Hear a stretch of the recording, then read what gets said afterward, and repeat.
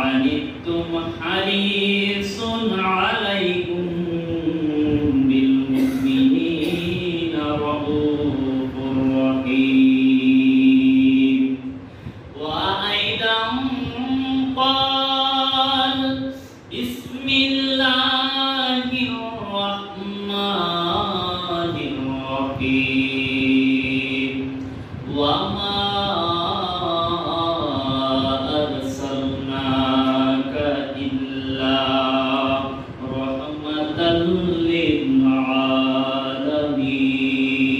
للعالمين صدق الله العلي العظيم وصدق رسوله النبي الحبيب الكريم ونحن على ذلك من الشاهدين والشاكرين ربنا تقبل منا إنك أنت السميع العليم بسم الله الرحمن الرحيم في شان حبيبه ومحبوبه ومعشوقه مقبلا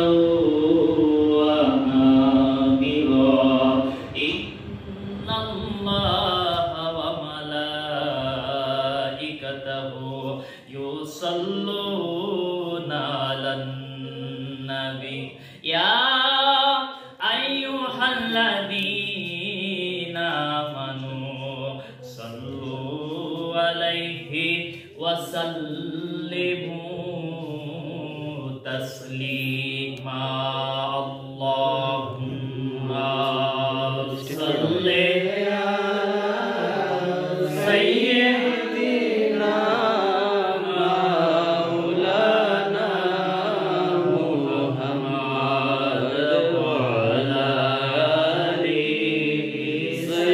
سيدنا مولانا محمد اللهم صل على سيدنا مولانا محمد وعلى آله سيدنا مولانا محمد পশুপাখি সবাই বলে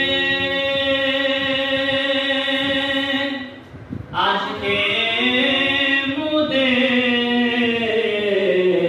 খুশির দিন এই ধরাতে তশরীফ আনলেন রহমাতাল লিল আলামিন আল্লাহুম্মা সাল্লি সাইয়্যিদিনা মাওলানা মুহাম্মদ ওয়া আলা আলি সাইয়্যিদিনা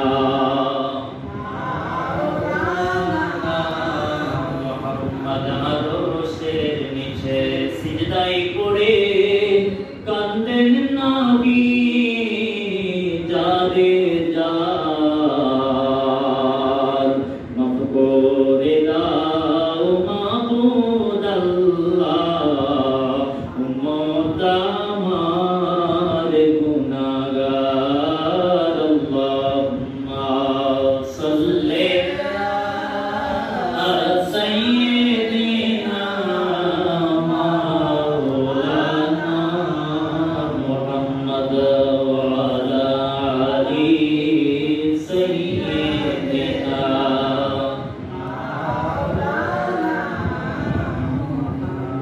লা ইলাহা ইল্লাল্লাহু লা ইলাহা ইল্লাল্লাহু লা ইলাহা ইল্লাল্লাহু লা ইলাহা ইল্লাল্লাহ লা ইলাহা ইল্লাল্লাহু মুহাম্মাদুর রাসূলুল্লাহ সাল্লাল্লাহু আলাইহি ওয়াসাল্লাম। আমরা প্রথমে আল্লাহকে শুকরিয়া আদায় করি, কারণ যে আল্লাহ আমাদেরকে সুস্থ রাখছেন, সুস্থ রেখে আল্লাহর মসজিদে আসার তৌফিক দিয়েছেন, সেজন্য শুকরিয়া আদায় করি বলি আলহামদুলিল্লাহ। আমরা আরো শুকরিয়া আদায় করব যে মহান আল্লাহ পাক আমাদেরকে পবিত্র রবিউল আউয়ালের চাঁদে উপস্থিত করেছেন। এই রবিউল আউয়াল চাঁদ, এই মাসটা, এই 12 তারিখ রবিউল আউয়ালের যে দিনটা, যত আল্লাহর দিন আছে সবচেয়ে উত্তম দিন বলি সুবহানাল্লাহ। এই সময়ে, এই দিনে আমাদের রাসূল সাল্লাল্লাহু আলাইহি সাল্লাম যার কারণে আমরা সৃষ্টি হয়েছি, সুবহানাল্লাহ বলি, তার কারণে আমাদের সৃষ্টি, আমাদের রাসূলের কারণে আমাদের সৃষ্টি।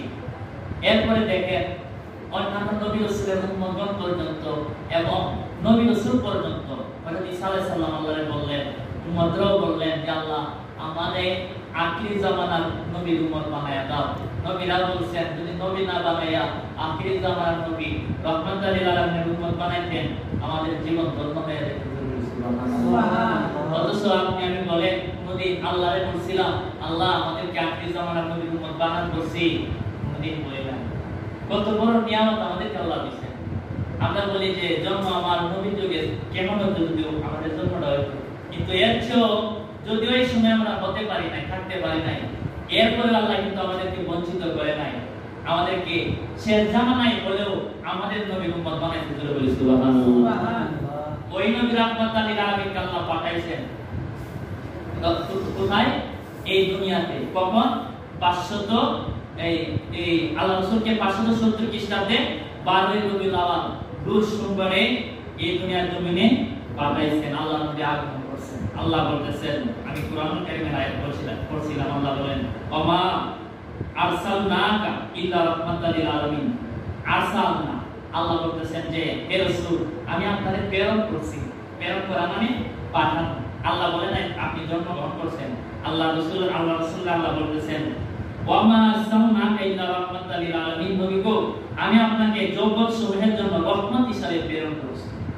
এই যত জগৎ আছে সমস্ত জগতের জন্য আপনাদের রহমত বানায়া প্রেরণ করছি। এরপর আল্লাহ অন্য আয়াতের মধ্যে আল্লাহ বললেন যে লাকাদ জাআকুম রাসূলুম মিন আনফুসিকুম আজিজুন আলাইহি মা আনতুম হারিসুন আলাইকুম বিল মুমিনিনা রাউফুর রহিম। আল্লাহ বলেন অবশ্যই তোমাদের মধ্য থেকে তোমাদের নিকট এমন একজন রাসূল আগমন করেছেন যিনি তোমাদের কষ্ট সহ্য করতে পারেন না। রাহমাতুল লিল আলামিন আমাদের কষ্ট সহ্য করতে পারে না।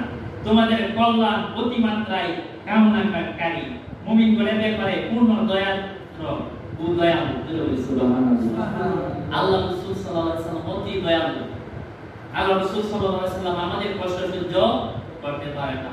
এই জন্য আল্লাহ রাসূল যখন দুনিয়ার জমিনে আগমন করলেন, সুবহানাল্লাহ, উম্মত কারা? আপনি আর আমি। এই জন্য আমরা আল্লাহ রাসূলের উম্মত হইতে পারছি। এই জন্য আমরা শুকরিয়া আদায় করি বলি আলহামদুলিল্লাহ। আল্লাহ রাসূল সাল্লাল্লাহু আলাইহি সাল্লামের এই বেলাদাতের এই মাসটা হলো বেলাদাতের মাস। অর্থাৎ আল্লাহ রাসূল সাল্লাল্লাহু আলাইহি সাল্লাম এই মাসেই 1500 বছর পূর্বে এই দুনিয়াতে আগমন করেছিলেন। আল্লাহ রাসূলের এই মিলাদের আলোচনা আল্লাহ তাআলা নিজে পর্যন্ত করতে বলি সুবহানাল্লাহ। রূহুল জগতে আল্লাহ রাব্বুল আলামিন একটা সমাবেশের আয়োজন করলেন। সমাবেশের মধ্যে আল্লাহ রাব্বুল আলামিন সমস্ত নবী রাসূলদেরকে একত্রিত করলেন, যেখানে অন্য কোনো মানুষ নাই। আল্লাহ রাব্বুল আলামিন সমস্ত নবী রাসূলদেরকে বলতেছেন ওয়া ইন আখাযাল্লাহু মিসাকান নাবিয়্যিনা লামা আতাইতুকুম মিন কিতাবিন ওয়া হিকমাতিন তুম্মা জাআকুম রাসূলুম মুসাদ্দিকুল লিমা মা'আকুম লা তু'মিনুন্না বিহি ওয়া লা তানসুরুন্না।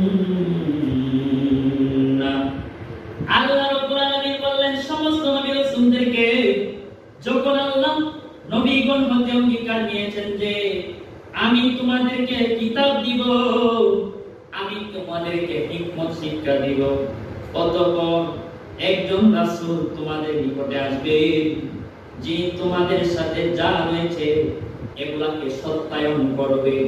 তোমাদেরকে আমি কিতাব দিয়েছি, ও নবী রাসূলরা, তোমাদেরকে আমি যা দিয়েছি এগুলার সত্যায়ন তিনি করবেন।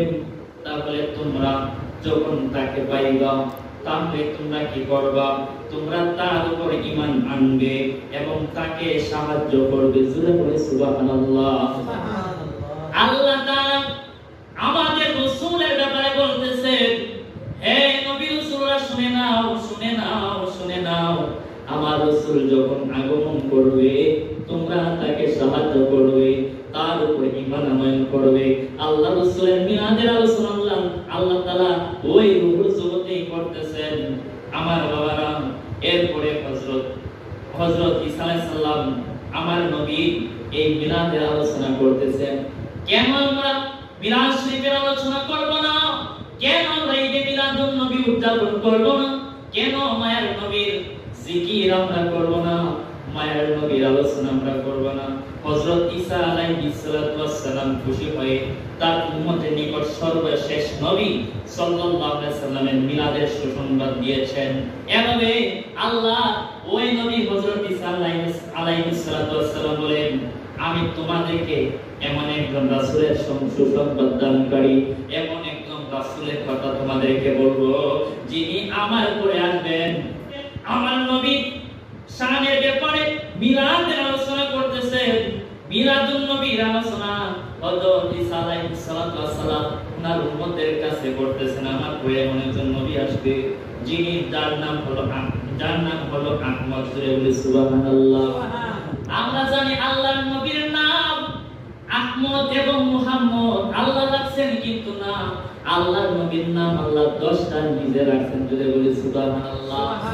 অনেকে কয় আল্লাহর নবী নাকি এই দুনিয়ার জমিনে আসার পরে 40 বছর 6 মাস 10 দিন হওয়ার পরে নবী হয়েছেন। না না, ইন্নাহু নিশ্চয় ক্বালা ইন্নী ইনদাল্লাহি মাকতুবুন খাতামুন নাবিয়িনা ওয়া ইন্না আদামা লা মুনজাদিলুন ফি তিনাতিহি ওয়া সুখবিরুকুম বিআওয়াল।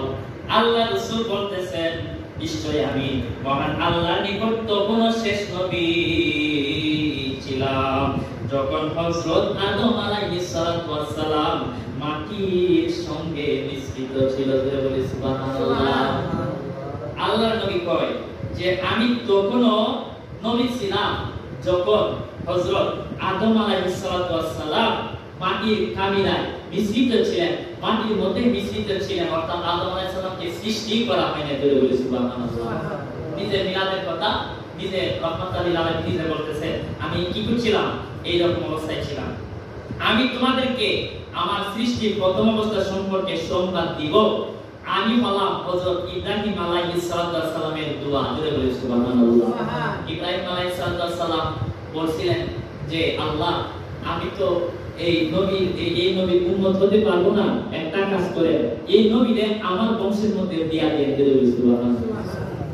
এই জন্য হযরত ইব্রাহিম আলাইহিস সালাতু ওয়াস সালামের বংশের মধ্যে আমাদের নবী জন্মগ্রহণ করেছেন। জোরে বলি সুবহানাল্লাহ।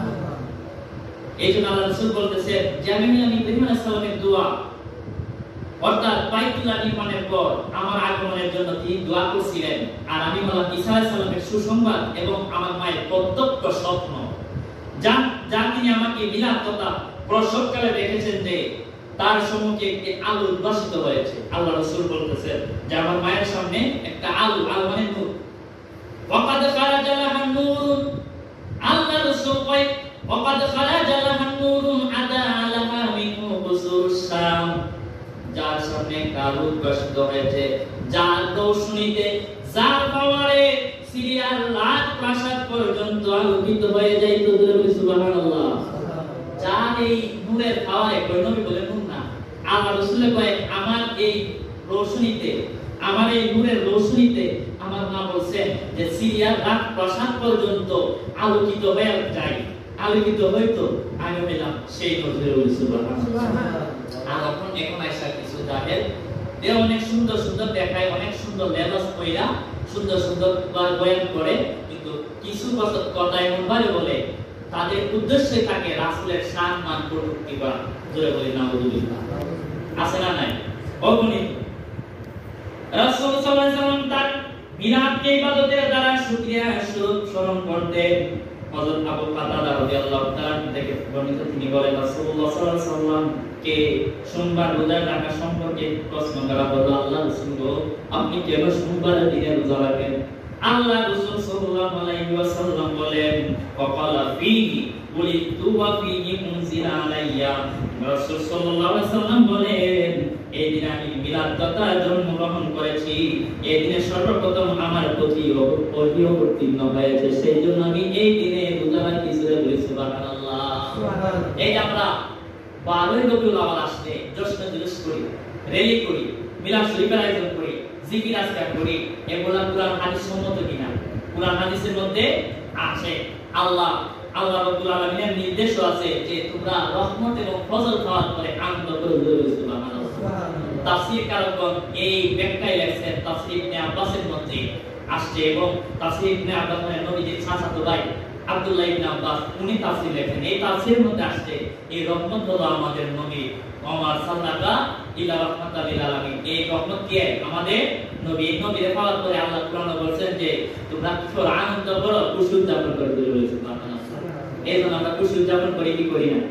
দেখা যায় এই কয়েকদিন আগে সমস্ত মিডিয়াগুলো কিন্তু আমাদের নবীর এই মিলাদুন নবীর মাসটারে করছিল ঈদে মিলাদুন নবী, কিন্তু ইসলামিক ফাউন্ডেশন উপদেষ্টাদেরকে লইয়া বর্তমানে কয়েকটা দুসে ঢুকিয়া আল্লাহ নবীর শান কটূক্তি করার জন্য, কমানোর জন্য ঈদ শব্দটা বাদ দিয়ে দিয়েছে। মানে ঈদ মানে কি? খুশি। ঈদ মানে খুশি, কই শুধু মিলাদুন নবী, ঈদ শব্দ দেই নাই। এরপরে মিডিয়ার মাধ্যমে বিভিন্ন ভাবে কটূক্তি কথা যখন হচ্ছিল, তখন আবার এটা আবার সংশোধন করে দেন। আলহামদুলিল্লাহ। এই নবী রাহমাতাল লিল আলামিনের জন্যই তো আমরা সৃষ্টি। এই কিয়ামতের ময়দানে সুপারিশ করবে আমাদের নবী। আমাদের নবী আমাদেরকে সব সুপারিশ করবে। যখন আপনাকে আমার কবর দিব, অন্য কোন নবীর কাছে কি মিলাতে দিব? আমরা যখন কবরে দেই কোন মানুষকে, তখন কি বলি? বিসমিল্লাহি ওয়া আলা মিল্লাতি রাসূলিল্লাহ। সুবহানাল্লাহ। দেখেন কবরের মধ্যে সবগুলা কি ঈমানের প্রশ্ন। মান রাব্বুকা, তোমার রবকে, ওমা দীনুকা, তোমার দিন কি, ওমা হাদা রাজুল, এই দিন কি করে। আমাদের রাসূলকে দেখাইবেন হাদা মানে এই। যারা মাদ্রাসা করে বুঝবে যে হাদা এই, উপস্থিত থাকবেন আল্লাহ রাসূল। এই ব্যক্তিকে যদি আপনি আল্লাহ রাসূলের প্রতি ভালোবাসা থাকে, আল্লাহ রাসূলকে চিনবেন। আপনি বলবেন ইন্নী রাসূলুল্লাহ, নিশ্চয় তিনি আল্লাহ রাসূল সাল্লাল্লাহু আলাইহি ওয়াসাল্লাম। এই নবীর শান আমরা গাইতাম না? অবশ্যই আমরা আল্লাহ রাসূলের শান গাবো। আমরা বিসমিল্লাহি ওয়া আলা মিল্লাতি রাসূলিল্লাহ বইলা মানুষের কবরের মধ্যে দেই। এই রাসূলের যদি আমরা নিয়ে কটূক্তি করি, আমাদের কি অবস্থা হবে আমরা নিজেরাও জানি না। আল্লাহ তাআলা ওই সকল মানুষদেরকে হেদায়েত দান করুন, সকল বলেন আমিন। আল্লাহ রাসূল সাল্লাল্লাহু আলাইহি ওয়াসাল্লাম যখন দুনিয়ার জমিনে আগমন করবেন, আমার বাবারা যখন মা আমিনার গর্ভে ছিলেন আমার নবী রাহমাতাল লিল আলামিন, মা আমিনা যেই দিকে যাইতেন এই দিকে খুশবু ছড়াইতো। খুশবু মেশকাম্বরের চেয়েও সুন্দর খুশবু ছড়াইতো। আমার বাবারা একদিন গ্রামের লোকেরা বলতেছে, উনি তো বিধবা মেয়ে ছিল, বিধবা মহিলা ছিল আমেনা। বিধবা মহিলা হওয়ার পরেও আর করে একটা প্রথমের প্রথা ছিল, বিধবা মেয়ে কোনোদিন আদর ব্যবহার করতে পারবে না। কিন্তু গ্রামের মানুষরা বলাবলি করে যে আমেনা মনে হয় আদর ব্যবহার করে ওর শরীর থেকে মেশকাম্বরের চেয়ে সুন্দর একটা সুগন্ধ বের হয়। আব্দুল মুত্তালিব রাদিয়াল্লাহু তাআলা আনহু, আব্দুল্লাহ হলো আমার নবীজির আব্বা আর মা আমিনার স্বামী, আর আব্দুল মুত্তালিব হলো এই মা আমিনার শ্বশুর। এই আব্দুল মুত্তালিব বলেন, তোমার বৌমাকে ডাকো, আমার কাছে নিয়ে আসো, কি আদর জানি ব্যবহার করে তার একটা জিগানোর প্রয়োজন আছে। এবার যখন ডাকবেন এমন সময় শাশুড়ি বলতেছেন, আমারও একটা কথা আছে। ওই আমিনা যখন গোসলখানার মধ্যে যায়, ওই গোসলখানা থেকে সুন্দর একটা সুগন্ধি বের হয়। এবার যখন বৌমাকে ডাক দিলেন, তুমি কি আদর ব্যবহার করো? গায়ে মানুষ বলাবলি করে, এটা তুমি কি ধরনের আদর ব্যবহার করো, এটা তুমি নিষিদ্ধ। তিনি বললেন, আব্বা গো, আমি কোনো আতর ব্যবহার করি না, আমি কোনো কিছুই ব্যবহার করি না। ও আব্বাজান, শুনে নেন, আমার আতরের জন্য আমার গায়ে থেকে মেশকম্বরের চেয়ে সুন্দর সুগন্ধ বের হয় না। আমার এই গায়ে থেকে সুগন্ধ বের হওয়ার একটা মাত্র কারণ, আমার পেটে আছে রহমাতাল লিল আলামিন। সুবহানাল্লাহ। শুধু এখানে শেষ নয় আব্বা, শুনে নেন, আমি যখন তুতু পালাই, এই তুতু থেকেও সুন্দর একটা সুগন্ধ বের হয়। আব্বা আরো শুনে নেন, আপনি আরো শুনে নেন, আমি যখন পানি আনার জন্য কুয়ার পাড়ে যাই, ওই গায়ের মেয়েরা, গায়ের মহিলারা আমারে বলে, আমেনা তুমি যাও না, তুমি দাঁড়ায় থাকো, প্রয়োজন করে তোমার এই কুয়া থেকে আমরা তোমার জন্য পানি বের কইরা দিব, তোমার কষ্ট করতে হবে না, তবে তুমি দাঁড়ায় থাকো। কেন এটা বলে? একটা মাত্র কারণ আব্বা শুনেন, আমি যখন কুয়ার পাড়ে যাই, আমি কুয়ার পাড়ে যাওয়ার পরে পানিগুলা নিচে থাকার কথা, কিন্তু এই পানিগুলা কুয়ার মুখে চলে আসে। বলি সুবহানাল্লাহ। কুয়ার মুখে চলে আসে। এই জন্য গায়ের মহিলারা পর্যন্ত বলে, আপনি যাই না, প্রয়োজন তোমারটা আমি বের করে দেব। এমনি তো আমাদের অনেক কষ্ট হয়। সুবহানাল্লাহ। এত সুন্দরভাবে বর্ণনা দিলেন আমার বাবা। এই জন্য আল্লাহর রহমাতুল লিল আলামিন সেই রাস্তা দিয়ে যাইতেন, এই রাস্তা দিয়ে সাহাবায়ে কেরাম গেলে বুঝতে পারতেন এই রাস্তা দিয়ে আল্লাহর নবী গেছেন। কারণ আল্লাহর নবী নূরানি বদন মুবারকে ছিল খুশবু। সুবহানাল্লাহ। মায়ার নবী যার উপরে হাত রাখতেন, সারা দিন পর্যন্ত তার শরীর থেকে খুশবু বের হতো। সুবহানাল্লাহ। সারা দিন পর্যন্ত খুশবু বের হতো। আমার মায়ার নবীর শান কত! আমার নবীর কোনো দাগ নাই, আমার নবীর কোনো ত্রুটি নাই, আমার নবীর কোনো দোষ বর্ণনা করা যাবে না। আল্লাহর নবীর কোনো দোষ নাই।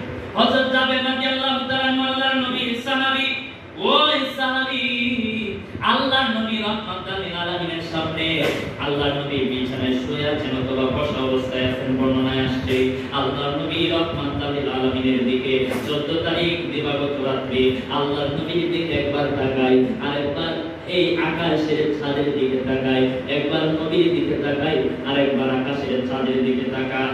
যেই মাত্র এই রকম কাজ তিনি করতেছেন, আবার সাহাবীরা ডাক দিয়া বলে, ও যাবে, তুমি কেন এটা করো, তুমি কেন এটা করো?